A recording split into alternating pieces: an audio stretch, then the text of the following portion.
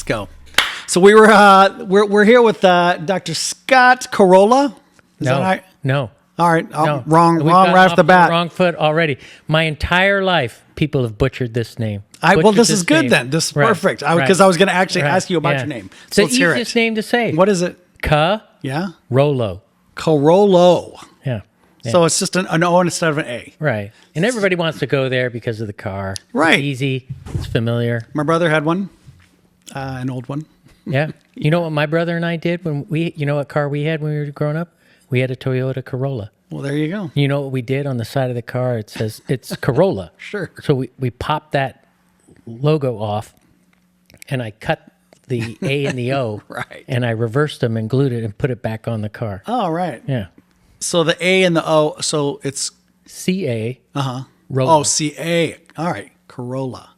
Carollo. Carollo is you. Carollo. Gosh. I wonder if we have... You get this. You're particular about the pronunciation of your last name, yeah? Well, yeah, because... But my dad made it up, I think. He Americanized it. Oh. Yeah, because it's Sena is what it's supposed to be pronounced. But he wanted Sena for... He was trying to...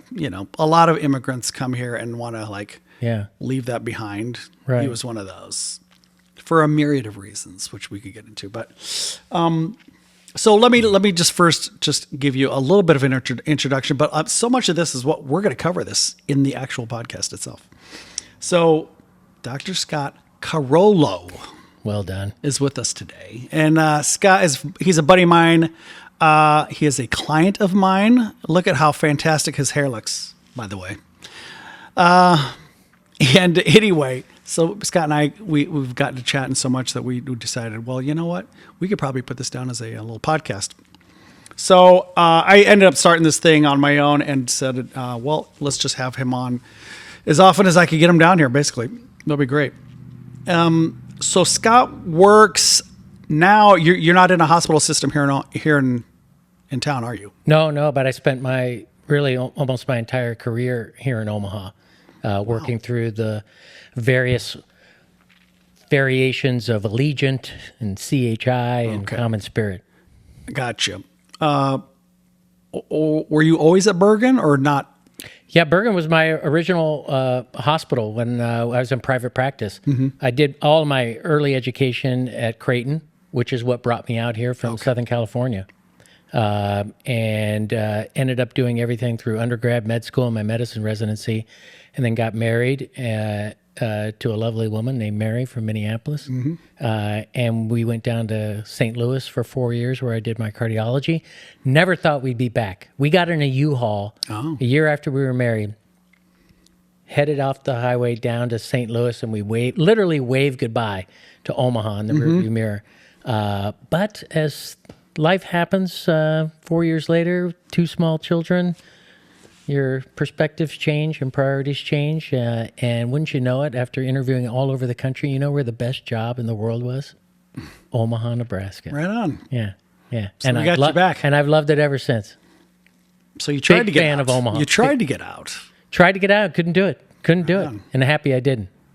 The family thing seems to be a common resounding reason I hear from a lot of my clients that have either moved here out from elsewhere or left and come back. Was just like, once it was time to find, do a family, it is hard to beat. It's extremely hard to beat. I mean, we go over, pound the same themes, but we all go through this. If you're lucky to get into a family type of situation, your priorities become very focused. Mm-hmm. And it's not about, who's going to entertain me and what things do I... Yeah. It's more about, hey, what do we do to make this work for our crew? Yeah. And this is probably literally one of the best places in the entire country to do that. Well, I as a native Omahan and Nebraskan, obviously, I mean, the one thing I know, because I have traveled quite a bit, and just in talking to people like you and people that have been transplants or whatever, it seems like it's safety is one thing, but just it's easy. I mean, it's pretty easy to live here. There's not a huge grind. In any one perspective, in any aspect of living here. Really, it's the traffic, getting around. You're 15 minutes from everywhere. Yet we've over time we've gotten better in regards to having access to whatever you need or want, and some of that art, which we'll get into some of that stuff actually, because I'm going to ask you a little bit about some of your tastes that we've dabbled in as far as like music goes and stuff like that. But let me well, before you go there, all right, I'm not going to go there before yet. you go. I mean, everything you said is absolutely right, and I think it's easy, especially if you're from here. Probably the biggest ingredient, the most impactful ingredient, despite all the other things you say, which are completely true and absolutely valid, and differentiators. I will tell you, the people that I've met here, Omaha, born and bred people, across the board, are some of the most engaging, intelligent, thriving, entertaining, creative. I mean, if you take the time and you get the opportunity to be able to get around and start to meet different people and get exposed, and if you meet one Omaha, you're going to meet a bunch more after that, and it just avalanches, and it just keeps getting better and better and better.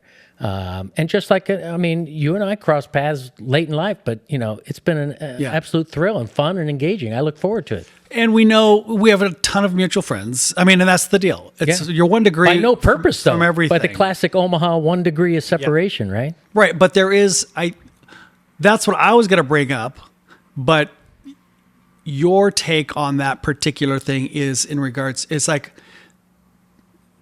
that's a positive thing. It turns out that that's actually a very positive thing.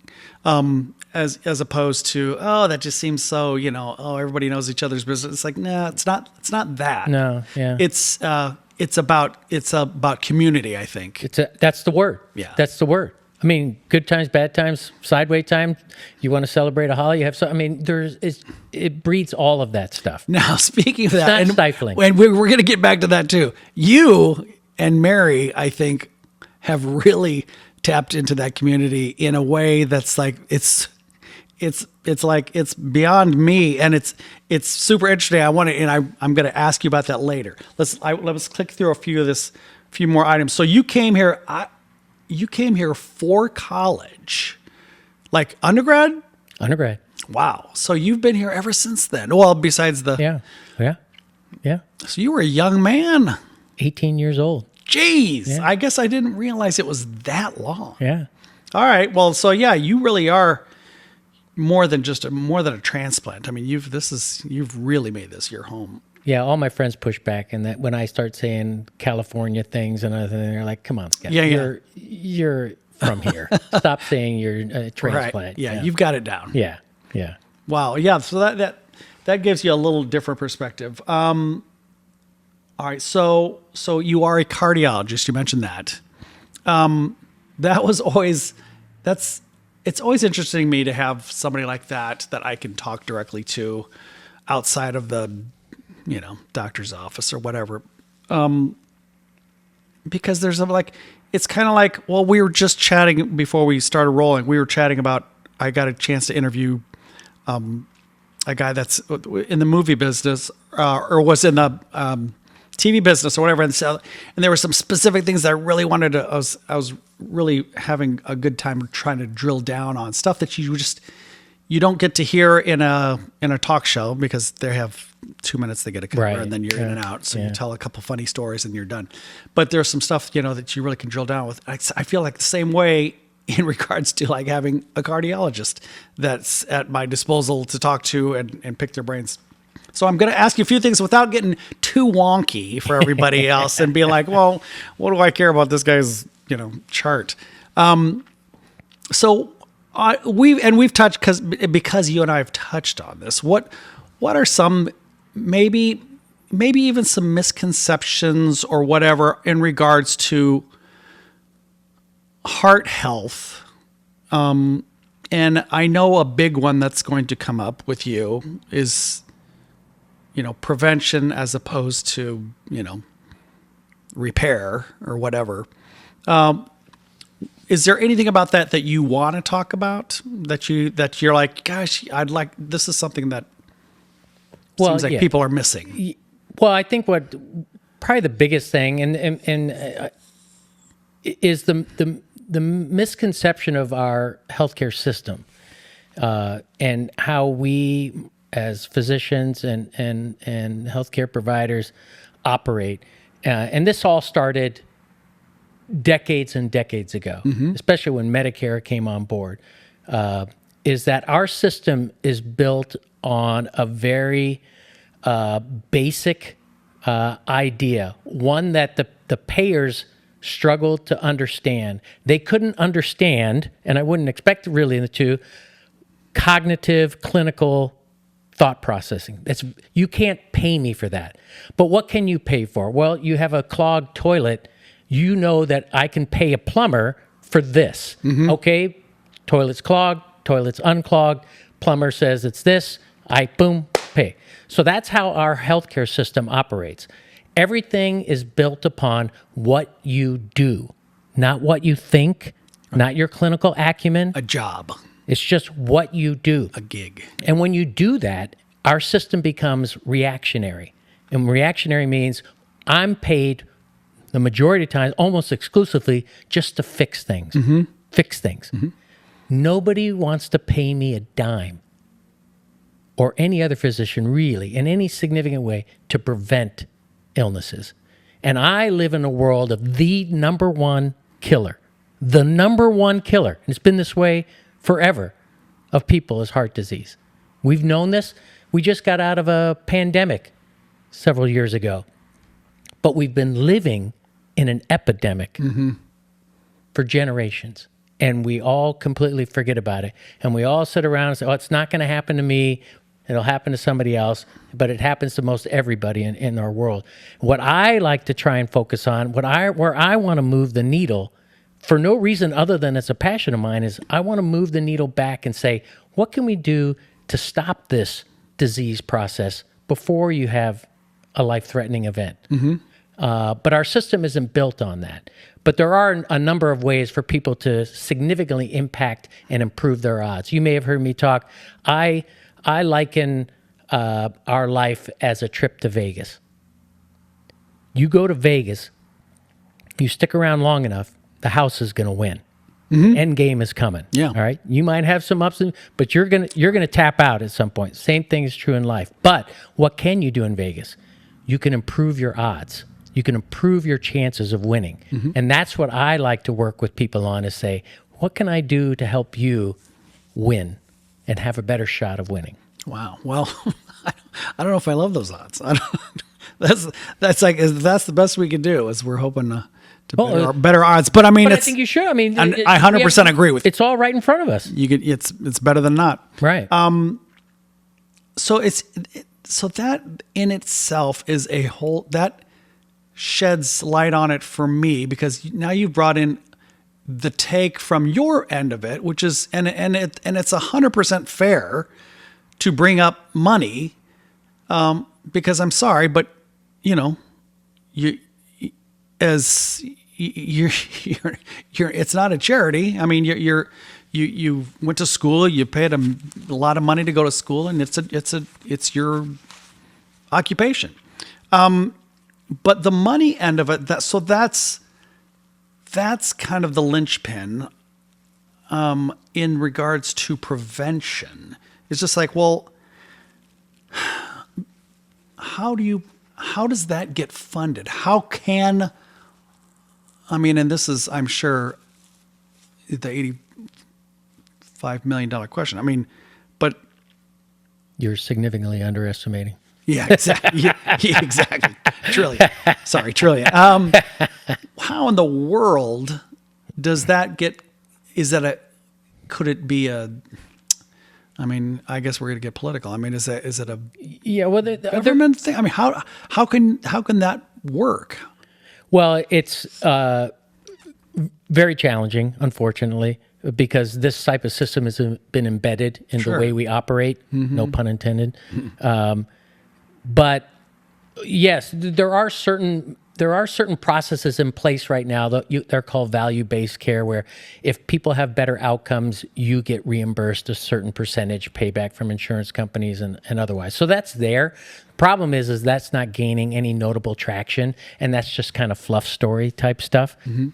So we should continue to pursue any strategy we can from a federal level, state level, third-party payer, Blue Cross, Blue Shield, whoever you're dealing with, and push those people to try and say, why can't you push people to help make me healthier and keep me out of trouble? That's going to take a long time, and unfortunately, it's going to generationally take a long time. Do you think? Okay, go ahead. Where I think it has to start is just like with everything else. Start here. Start with you.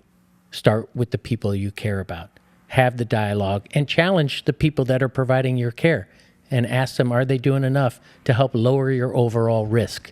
And if we do that earlier, we'll have significant improved outcomes and reduce costs.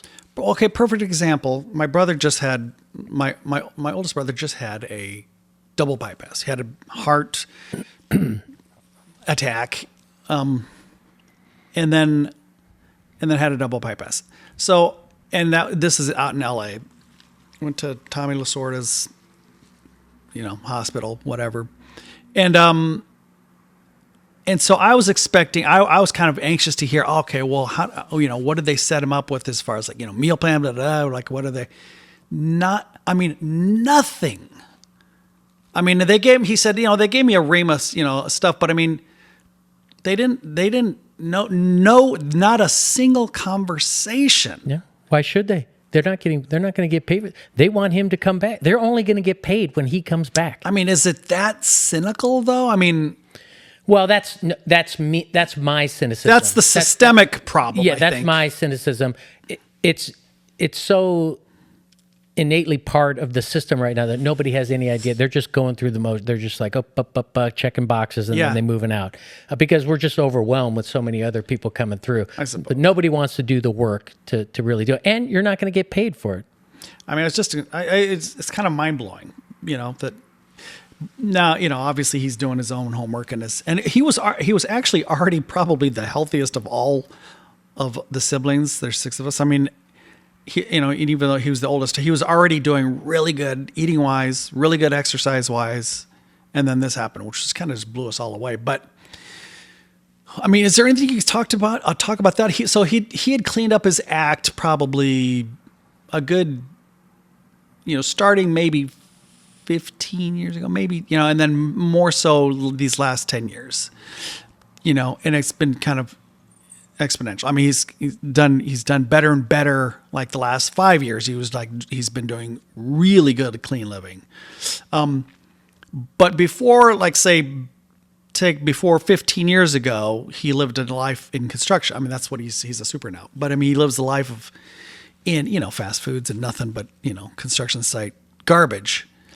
So is it just paying for sins of his past, or what do you? Yeah, unfortunately. So the best example of this, and everybody can look this up. The late '60s Vietnam War, autopsies were done for various reasons on very young men who had unfortunately died in battle, and they took a look at their coronary arteries, the vessels that bring blood flow to the heart muscle, and these are 19, 20, 21-year-old men. Sure. What everybody else would say, prime of their life, healthiest, strongest, fittest, most American people they could believe. They open up their arteries, and almost universally they see fatty plaque buildup inside these 19, 20, 21-year-old kids. Late 60s. Yeah. The point of that story is that heart disease is not a process of end of life, all right? It is something that begins as soon as we're born. And depending upon your lifestyle, your eating habits, exposure, genetic risks, all the other things that we all know about, you can develop fatty plaque buildup at a very early age that can be very progressive. And you can try and clean up your act, which is always a great idea, and I congratulate him on all those things. And he probably saved himself several more years of not having an event. Unfortunately, he probably had a fatty plaque that had built up from however many years ago that ruptured and caused an event that then he was able to identify as heart issue that couldn't be repaired with angioplasty or stents, and he had to have bypass surgery. So this goes back to my point about prevention, is that this is not something that we should be picking up on when we decide, I've got the time now, or okay, now I'm interested and I'll take care of it. If I were an elected official, if I were mayor of Omaha, if I were governor of Nebraska, I would mandate, I think we may have talked about this before, I would mandate a cholesterol profile in every 18-year-old in the state, and we would pay for it. Mm-hmm. And then we would take a look at them, and I can guarantee you I would identify a number of higher risk people that would benefit from various interventions. You know, lifestyle changes, but also medication opportunities. So it's something, if we started it now, if we started at 18 years of age. Well, if you're talking about medicating them, you could probably get some pharmaceuticals on board with that, with funding on that deal. I mean, of course, everyone's going to be all cynical about it, be like, oh, yeah, sure, big pharma. It's like, but I've also heard you talk about this too. It's something that's at some point is necessary, is what you've. Well, we've been living in an epidemic forever, and nobody's doing anything about it. We're all got our heads in the sand, and we're all saying, "Not me, won't happen to me." Well, the odds are against all of us. Heart disease, number one killer. But I'm saying, like, you're talking medication, like being a part of that equation. Yeah, I think so. I mean, I don't know how much you want to get into the weeds when we talk about cholesterol, but the number one factor in cholesterol, the one piece subparticle of cholesterol, is LDL. We've known forever LDL, higher LDL puts you at risk, creates fatty plaque. If I lower your LDL every point, I lower your risk, heart attack, stroke, and death. Every time we lower that number. So why don't we suppress that number out of the chute? 18 years of age, boom. And that is done how? Well, lifestyle would be number one. Which means diet, exercise. Okay, but that's only gonna cover a small percentage. Well, that's why I'm curious. Yeah, you can't do it all with that. I don't think with some people. Maybe with some people. I mean, the best case scenario is you can lower your numbers by maybe 10% if you're just like top shelf.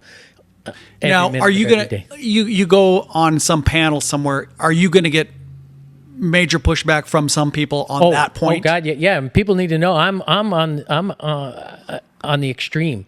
Most people will say, "Wait a minute, hey, let's look at their risk profile and let's see. There's maybe not. Maybe talk to them about good heart health."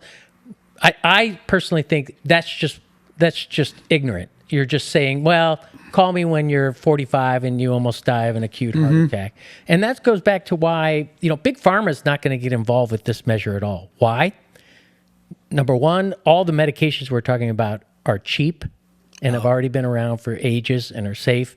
Number two, any type of intervention that I'm talking about, I probably won't be around long enough to see. Why? Because if I started at 18 years of age, the impact I'm shooting for is 30, 40, 50 years later. Yep. Nobody's going to invest the time. Why? Because in academia, you have to publish. And they need an output within 2 years, 3 years, something that they can get their hands around, publish, and get a name. Nobody's going to do an impact study that takes 30 plus years to figure out whether it made a change. But I can guarantee you, I'd bet everything I have that it will and would. You'd be planting trees in which the shade you would not be around to enjoy. Right. That's the love that. Love my that. favorite things from. Where's that from? I'm not even 100% sure who wrote it, but I mean it's an old kind of. I don't know if it's called. And was that like a premise of saying that it's worthwhile investment? Everything doesn't have to be you centric, or what was? Well, yeah. It's about it's exactly what it is. I mean, it's just like we need people in government in particular that have the mindset of planting trees in which the shade they will never be around. They won't be around. They themselves won't be around to enjoy. I mean, it's your point about this is an effort that you would want to take part in, knowing that you probably won't even be around to see the benefit from it. But that's the beauty. I mean, it's like, yes, we'll be saving generations that are coming after us, and but And yeah, and that's the thing that you just, like, to your point, you can't, no one wants to pay for that stuff anymore. No. But I do think I could engage the general population, because what's the huge number one topic right now we touched on is mental health. And I'm not talking about psychoses. I'm talking about dementia, Alzheimer's, that type of thing. And everybody's dealing with it. We have memory units everywhere. Yep. Everybody's probably got a family member or somebody that they know who, and I am sure, even though they'll say Alzheimer's is not a vascular thing, it's always and everywhere all about blood flow. Blood flow. Blood flow to the heart, blood flow to the kidney, blood flow to every organ, blood flow to the brain. Tom. How could that not be? How can that not be impacted? Now, back in the day when I was in my early training, CAT scans were brand new. And we were doing CAT scans on everybody. And the radiologists kept reading them out. And every person, older person, had what they called small lacunar infarcts, which are little pieces of the brain that were getting knocked off. Nobody paid any. They were like, okay, fine. What that was little pieces of the brain being lopped off because small blood flow was being cut off. Boom. They lose a piece of their brain. Brain's a big organ. You can overcome that. Like, your whole body can take on all kinds of insults. You talked about your brother. Your body's the greatest machine ever made. So one day you're knocking off little pieces of brain and you're doing okay. And everybody tells the story. Grandpa was fine 6 months ago. You lop off just a little bit more, there's a tipping point. Yeah. Suddenly you got in your car and you can't remember how to get home from the grocery store. Vascular. So if you don't want to deal with me on, heart disease, that's stupid, strokes, I don't care about that. But what about the talking point of saying, what if I could impact and lower the risk of dementia for you? And I believe it's a worthwhile risk to say, how about we drive your LDL down into the basement for the majority of your life, and we see, do you want to take that chance? I'd take that chance. Right. I'm taking that chance right now. I'm like, I use these medications to lower my risk. And I think that if we did that, and we did that at an early age, heart attack, dramatically lowered. Stroke, dramatically lowered. Dementia, I think it's going to be dramatically lowered. People are going to live longer and healthier, and they're going to remember everything that's going on. What a beautiful life. Yeah, and they'll remember it, like you said. Yeah. So you say you're on the extreme side in regards to LDL and your feelings on cholesterol, and So you are yourself, and I mean, and this is personal, so share what you want. I mean, so you took a look at your cholesterol level, your LDLs or whatever, and you determined that you feel like you're a candidate for medication to lower it? I've been taking a statin for almost 30 years. 30 years. Now, was yours on a standard scale that we would see? Was yours high on that scale, or was it high in your mind because you've got a little? Yeah, I think it was high, not like crazy, like, oh my God, but it was a number that I wasn't happy with. And knowing what I knew about the impact of lower LDLs, and this was decades ago, I was like, yeah, I think I'm going to go in that direction. Yeah. Wow. Now that kind of freaks me out. Because you are a specimen of health in my mind. You work out. I don't think you eat like crap. No, I know. But I'm not some Uber guy. Everybody. You're trim, but I mean, but by any general standard, you are a healthy guy.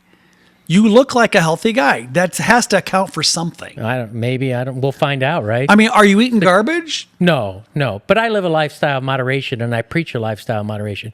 Here's the thing. I'm talking about trying to get people to live longer and healthier. Yeah. Right? What I don't care for and kind of despise is people who deny themselves everything. And we're Americans. We pendulum swing everything. You're going to come after me in a second. Yeah. Go on. So, and I get that. I'm like, good for you. But what good is it to live to 90 years old and deny yourself all the pleasures in the world?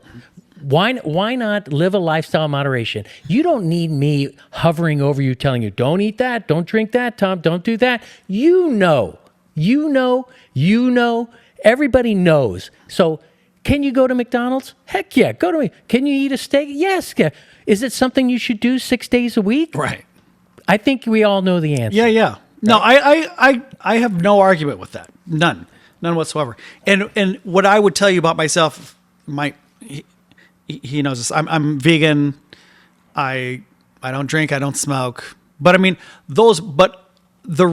and so am I denying myself certain, luxuries or pleasures or whatever? I mean, I guess yes to a certain degree, but I also have really good reasons why I'm not doing that stuff. And those reasons have served me in a whole other way. That I think that enriches my life. Yeah. And keeps me out of jail. Yeah, and I have no problems with that. But I have no problem understanding exactly what you mean. And I would echo that same thing. I get it. I get 100%. Yeah. If you're just like living a life of paranoia and cutting yourself That's what I out. want people to get off. I don't want people doing that. I get it. Right. No, I get it. All right. Well, there too. It's just like I was talking about. It's about another hour. I could talk to you about that stuff, but let's go on just for now. We'll just have to have you back. That's all there's to it. All right. I just mentioned vegan. I'm a vegan for a myriad of reasons. That, like I said, for my mind, for my living, it enriches my life just because I feel like I've made a choice for several different reasons, moral reasons. There's a whole lot of different things. So I don't feel like I've never once felt like I was giving up anything. I'm fortunate in that. So health wise, is there anything that you could tell me that you feel like that you would have issue with in regards to just health wise? No, I don't think so. I mean, protein,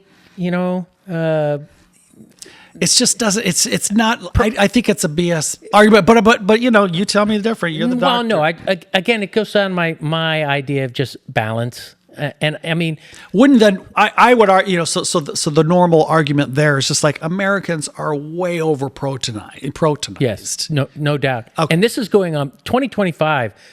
We swung the pendulum again with protein, and it's way out of hand. Most people, you get enough. You're right. You get enough. But now, Starbucks is offering their protein thing, and I'm just like, right. What? You don't need that anyway. All right. So I mean, so I don't know. I mean, I feel like that's a wash. I hope we're not being supported by Starbucks. Well, it is brought to you by Starbucks. No, Starbucks. They just announced they're closing a bunch of stores today. Yeah. I will say, you're talking about. I'm sorry if you're going to interrupt you, but food. In my world, and you may have read about it, heard over the years, the whole promotion of the Mediterranean diet. I think that is probably a superficial, sophomoric understanding of a region of people, and I think it's a testament to what we're doing now. And this goes back to my Sicilian grandfather, who basically grew all the food that he ate out of his backyard, fresh vegetables, the whole bit. And that's what most of the people in my world, in Italy and Sicily, that's what they existed on. Right. And I'm not a big fan. I don't want to get too political. Not a big fan of RFK, but he's dangerous because he's right on one thing. And I think our food system is a problem. And I don't think anyone would argue with him about that's that. Where you probably benefited the most by not exposing yourself as much. We're poisoned, I think. Well, okay. So I'm going to jump. No, I'll jump on that with you in regards to the Mediterranean diet, the China study that, the guy from the Cleveland Institute did years ago. All of those things, at the end of the day, I think it is what really is the difference is the processed food versus right. unprocessed whole food. Amen. I think, pick the region, I think that's where it is. And so, foods that have, have a single ingredient are always going to be more beneficial than, than stuff that's been overprocessed. And I'm telling you, unfortunately, you would think that being a vegan, you would be doing a better job on that. But honestly, God, you could eat a lot of processed garbage as a vegan.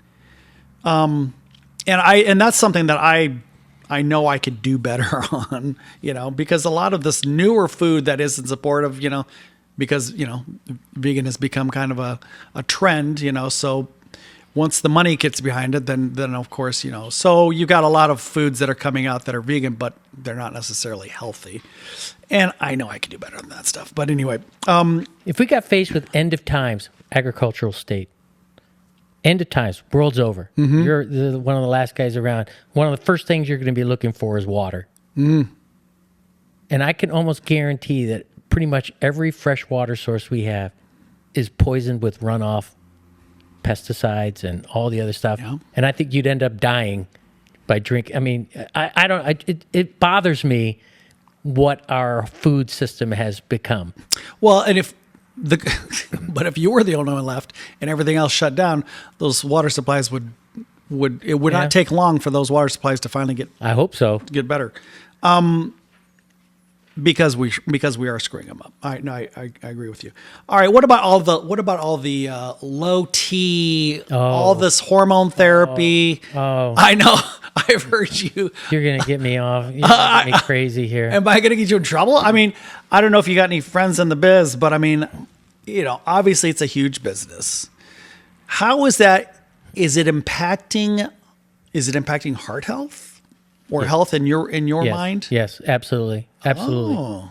It's funny, when I was with CHI, we did like this kind of, strategic planning thing, and we were talking about threats and opportunities, and we're going around, people are throwing out threats. And one of the biggest threats that people saw was limitless mail. Yeah. Those types of clinics and things. And people love them because they're speaking to you. They're like, hey, you want to build muscle and Sure. do all the things and Alpha male. Alpha and all of that. And they've created a very profitable business model because people of my age, it's a process of aging. You slow down. Putting on muscles you can't do. There's other impacts and sexual health and otherwise, and they're ready to write the prescriptions. And one of their biggest ends is this whole idea of low T. Oh, that's what you got. Oh, you're feeling tired? Are you having a hard time? Oh, you probably got low T. It's the answer to everything. Right. And it's the easiest thing in the world to test. You go to your doctor, it's a blood test. You can find out if you have low T, then yeah, you're a candidate for it, and you have this. Absolutely, get treated. But there's they're not testing people. They're treating people. And I'm telling you, people have gone full tilt. Again, pendulum. Right. Boom. If a little bit of tea is good, how about a little bit more there? Hey, give me more. And I've seen countless examples of people at an early age or a ridiculous age or in a circumstance who have developed severe cardiac issues that I'm sure are almost directly related to exogenous testosterone delivery. And unless you know for a fact that you don't have the necessary level of testosterone to exist, I would encourage people to turn and run from any of these places. Really? Yeah. That's one area that scares the heck out of me. That's so. I mean, it seems like a thinking person. It's just like you said about the diet. You know what is you're not supposed to go to McDonald's 6 days a week. I mean, it just seems like that to me when you see if you're not drinking the Kool-Aid, if all these ads and all this, it just seems like it just seems sketchy. And you're here to tell me it. Right. You're seeing real evidence of that, which that's awesome. I've had unfortunate conversations with people who've had serious stuff, and I look at them and I sit down, and they're there because their significant other, wife, girlfriend, or whatever, second wife, third wife, whatever it is, and they're worried about them, and they're seeing change. And I tell them, and I have very direct conversations with them. These men will not give it up, and that's scary when you get dug in like that. But that's a whole nother. Is there another answer? I mean, you've got to figure most of that is based on sexual health. Yes. So is there another answer besides T? I mean, what about what about just Viagra and Cialis and all that stuff? Use all those things. Yeah, go for it. Yeah, I mean, absolutely. and that you don't necessarily see it being an issue. No, not a problem. I don't know. I don't know. Man, so the T thing. It's just use so business some driven. alpha male. It's that Yes. they've tapped into that. Yes. And there's a lot of that where that's kind of part of who we are. Right. You know, and Help you at the gym, help you with the lady. all the whole bit. Yeah. All right. Okay. I'll get off that. Yeah. All right. You mentioned we talked a little bit about sex. Let's talk about. Now I don't know if you've ever heard this, but sex sells. So we're going to talk about heart health and sex. Have you run it? I mean, I'm guessing there's probably been a million cases where guys have heart attacks while they're having sex because they're ramped up their or whatever. Is that common or no? Not so common. Not as common as you think. I've seen it, but I've not seen it, but I have seen it. Is Right. it something that happens regularly? No. Okay, so sex. I mean, we're using sex as an example. But obviously, it's. I guess it's just representative of high heart rate, right? Or is there more to it? Well, yeah. Unfortunately, there's a lot more to it, and unfortunately, the even bigger part of it is we don't know. The majority of everybody thinks about heart attacks and fatty plaque buildup. They think about these big everybody gets worried about the 90% blockage, and everybody's like. You know what you actually have to be worried about when it comes to acute heart attacks is the 20% blockage, the 30% block, the one that's not limiting blood flow, the one that you can't pick up on a stress test. Those are the ones that are filled with softer plaque, lipid pools. I don't want to get overly technical. The bigger ones have been around longer, are more fibrosed and calcified, less likely to rupture. What causes a heart attack is those little fatty plaques crack and break. And the little fatty pool, which we call a lipid pool, is a hyperclottable material. And that once that little one breaks, that stuff hits and clot happens, and then clot begets clot, and then you have a heart attack. What we don't understand, we have some general ideas and principles. So that clot becomes, in a very quickly becomes a massive blockage? Massive, yeah, bigger clot. Uh-huh. And so that blood clot then is what actually shuts off the blood flow in the artery. Okay. And that happens most typically from a tiny fatty plaque, 20%, 30%. And we don't completely understand why those small little plaques rupture. Is it due to stress or shear forces that are due to physics and heart rate and pressure and flow dynamics and all this physics and all this stuff? We think maybe, yeah. All the time? We don't know. I don't know. But how about we try and reduce the fact that there's plaques anywhere, number one, and statin therapies and lowering LDL are proven to stabilize any current plaques that are in place and reduce the risk of those actually rupturing.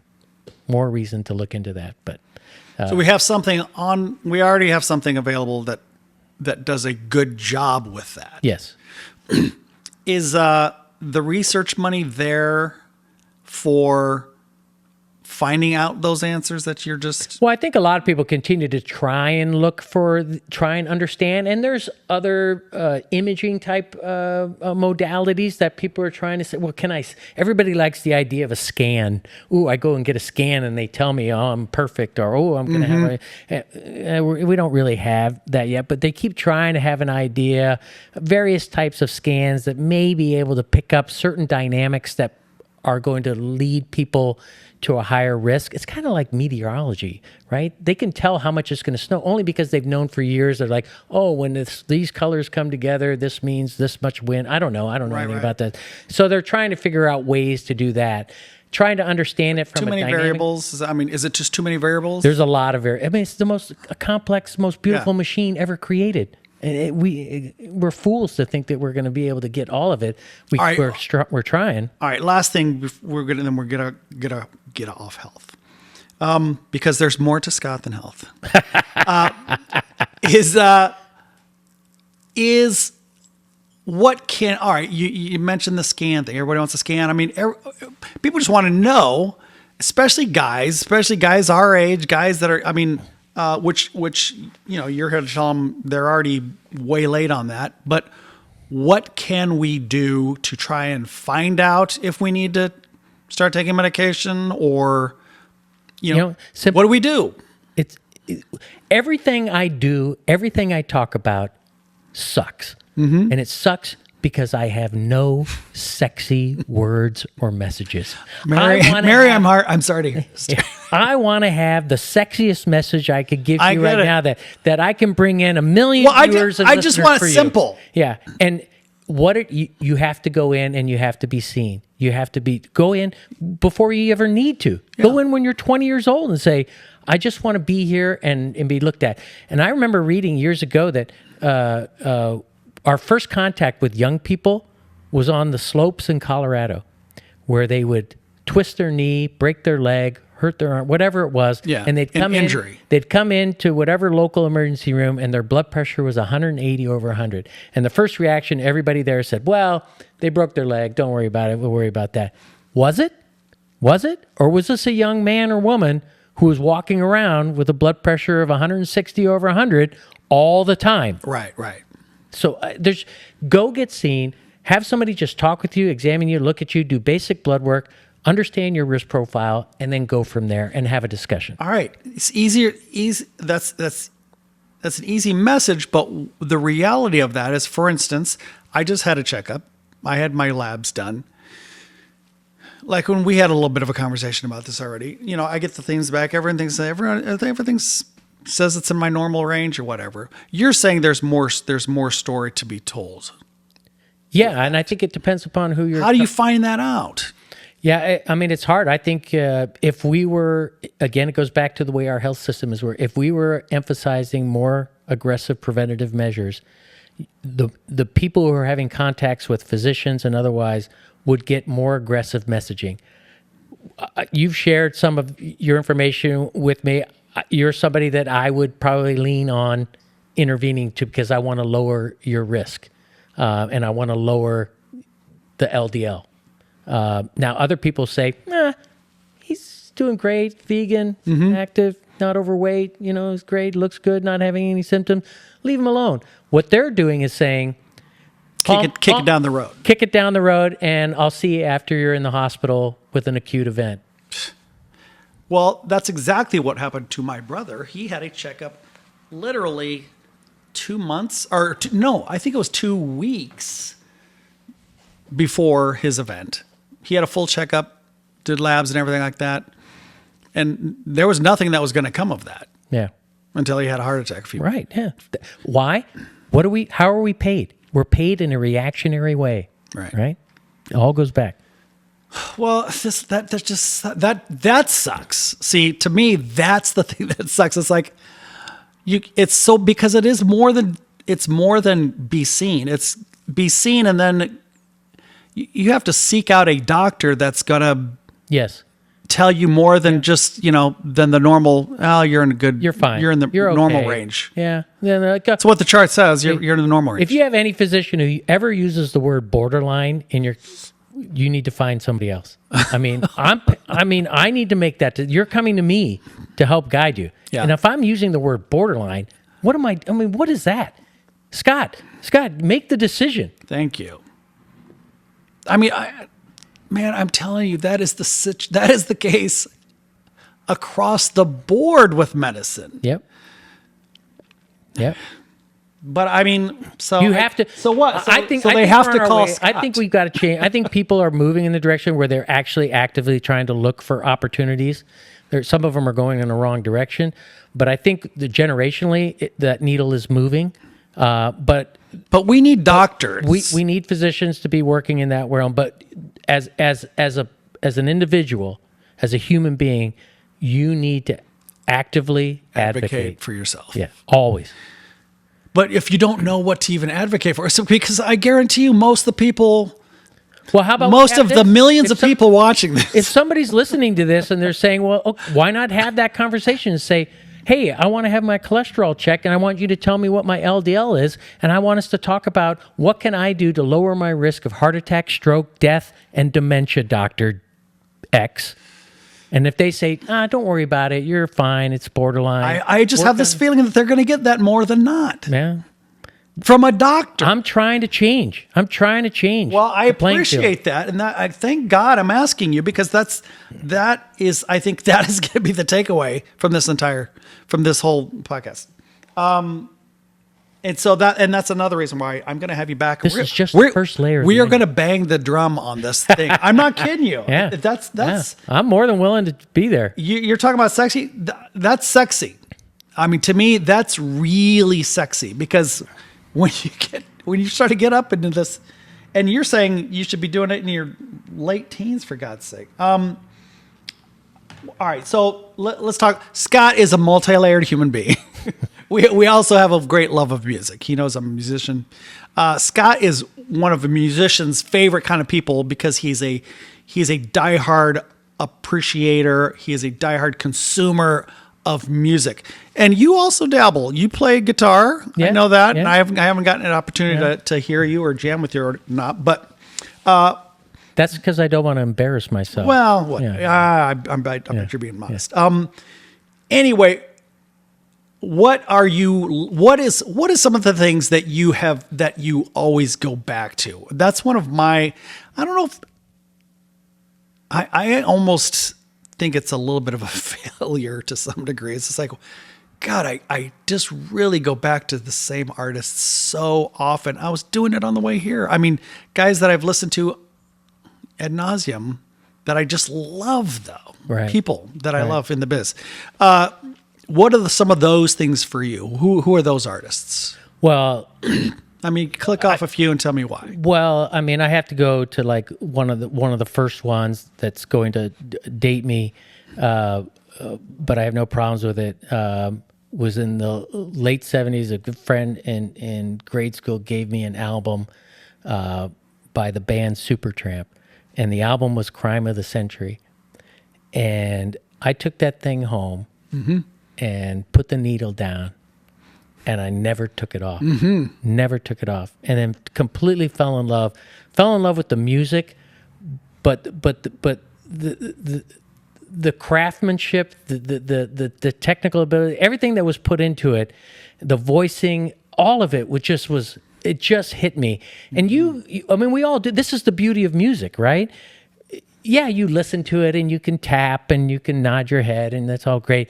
But when music hits you at a time and place, it will never let go. Yeah. And it sticks with you forever. And that's why we go back.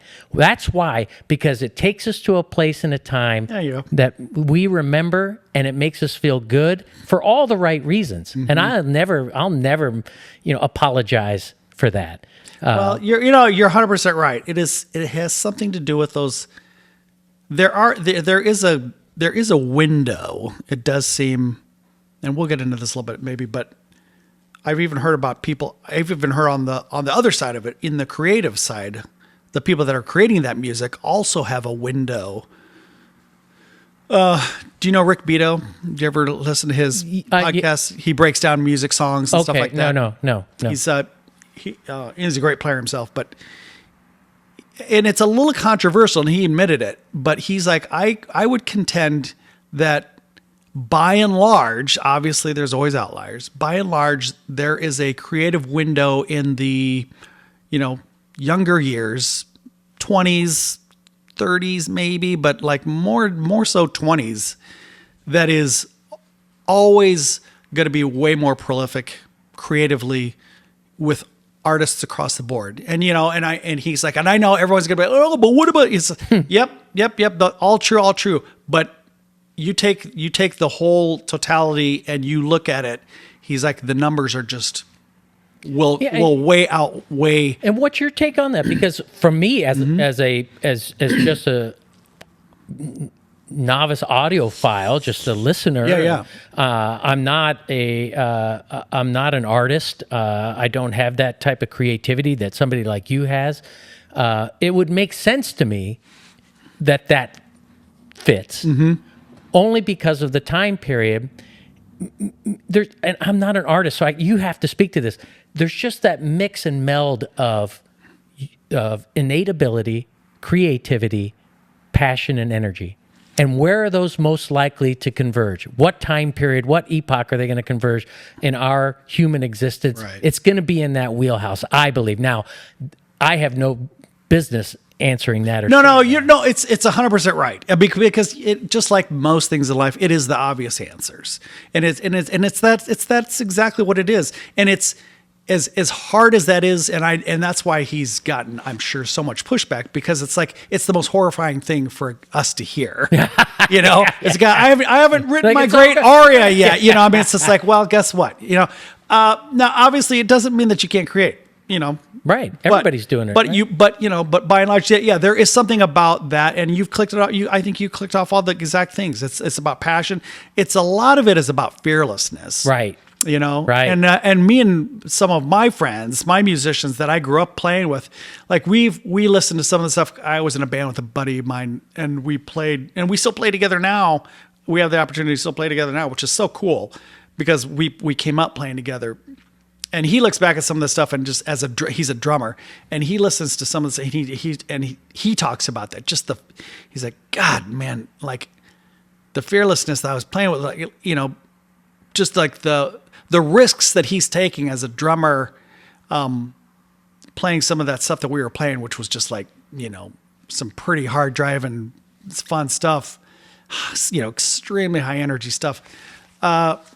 He marvels at it now, because he's such a precise drummer now, and so measured and careful in a way, that serves what we're doing now perfectly. I mean, I love playing with him. He's my, he's my go-to guy. But what he's hearing in that in our youthful exuberance, and is something that he probably wouldn't do now, because it's just like, he was just going balls out and taking chances, playing stuff that he could have just gone flying off the rails and had just been a disaster. Mm-hmm. In the middle of a song, playing live. These are live tracks that we're listening to. Some of the stuff. Yeah. Well, and even some of our recorded stuff. Taking chances after chances. And it's great. I mean, it's I get it. It's like I totally understand that, and maybe more so. Well, I don't know. It's more obvious with the drummer, I think, than it is other instruments. But I mean, the exact same thing applies to to everything else. Even singing, just choices that you would make, be like, whoa, went for it, and whatever. And maybe you even maybe you even missed it slightly or whatever. But I mean, sometimes that's the stuff that's great. When it's some of those imperfections or whatever. A break in a voice, or or whatever that you'll hear in recorded music, even. But I wonder, this gentleman that you mentioned who breaks down the songs. Yeah, Rick Beto. I would wonder and ask him. He picked out that window. Time phase, that window.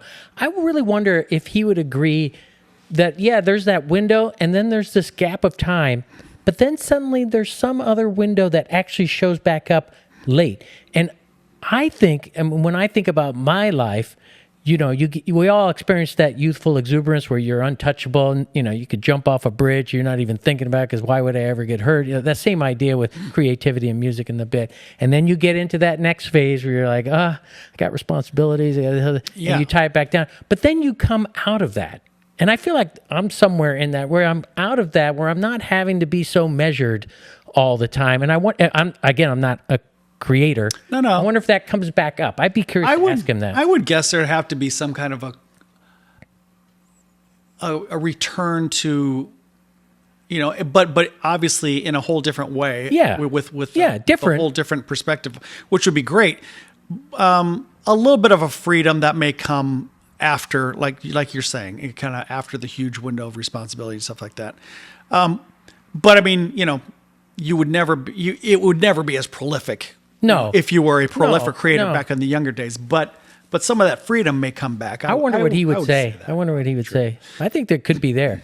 Yeah. There's hope. There's always. I mean, Dylan's a perfect example. It's just like, and he himself has admitted it and talked about it. Just like, I don't know where it all came from. I don't understand it myself, and I've never been able to get back. He's never been able to get back to it. Yeah. And he's fully admitted that. And it's like, it's like, That's a tougher pill. that is An a artist. tough one, man. It's just like, well, but And there's a lot but of at people least out you there- had it. There's a lot of people out there that have been to his concerts late, and they've not made it all the way through. And No. they're just like, Well, part of that is just the physicality of, of a voice, it's like, but we've given him a pass on that for years. It was never that, that was really never his thing anyway. But anyway, so what are you listening to now? So, I mean, Supertramp is a great example. I mean, it's a perfect amount. Do you know, one of the two lead guys died this year? Yeah. Who, I can't remember his name. Yeah, I can. Okay. Yeah. Anyway, that's what I'm hating. It's just like we're at the age you're now where watching some all of these our people heroes it's into rough. contemporaries Yeah. are just dropping Yeah. like flies. Yeah. And I hate that. Yeah. But anyway, I guess you're lucky if you're around to see it.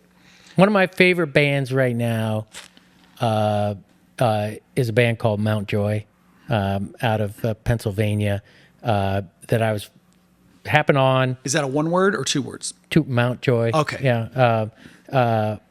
They're out of Pennsylvania. They came through. I had heard a couple of their songs that were hitting a while ago, a number of years ago. And then they had an album, and they came and played at the Waiting Room. Oh, nice. And I went in. Now, I wasn't the only person who knew about it. It wasn't one of those. There were 20 people. Mm-hmm. No, it was a packed show. And these guys put on just an unbelievable show. And they've got the whole bit, great singer, lead guitarist, bass, and then great keyboardist, the whole bit. And they've built it up over time. So now that they're playing Red Rocks and doing the whole bit, and they'll keep moving up. But I love everything that they do. Just love it, and had a chance to see them in numerous states and numerous venues. And Well, here's what I'm always curious about this. Where did you discover them? yeah, it was streaming, right? But what? Where were you? Where did you happen to catch that? I was probably in my car, Like off of XM like radio XM okay. radio. Maybe it was, or was it Spotify or Apple? I don't. One of them, boom, a song. They the algorithm. They keep boom. You're gonna like it. And I'm like, what? I listened to it. And I was like, what was that? I'm curious. I'm such a visual.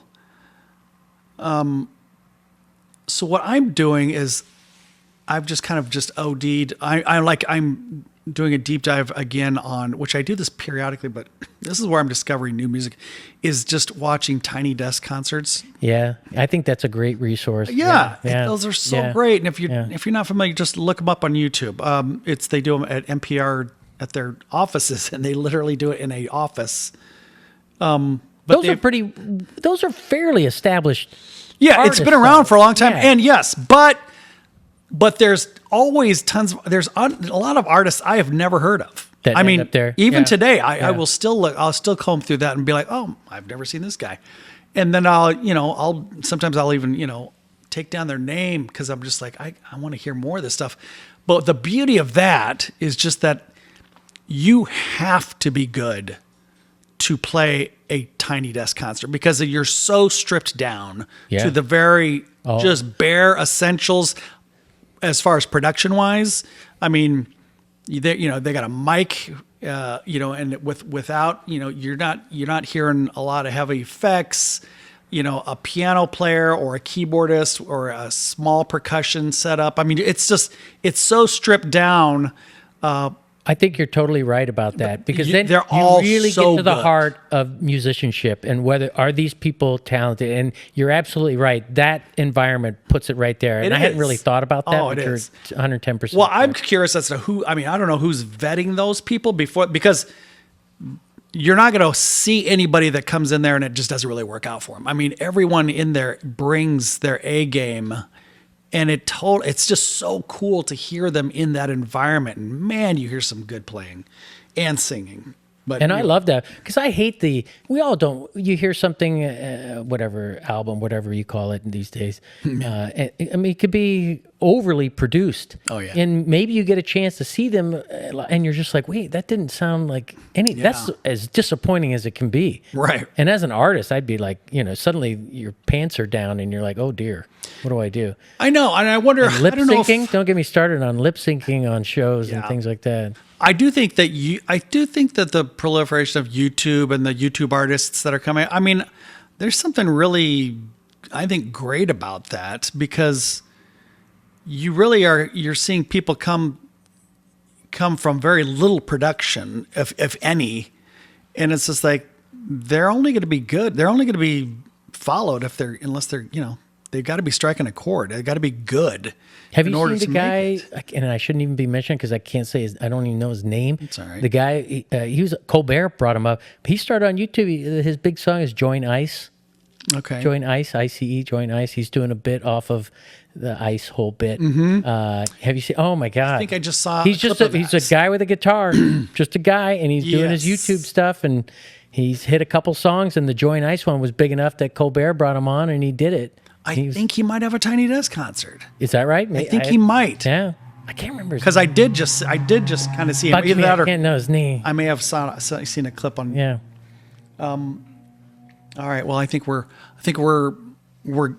probably hitting at the end of our.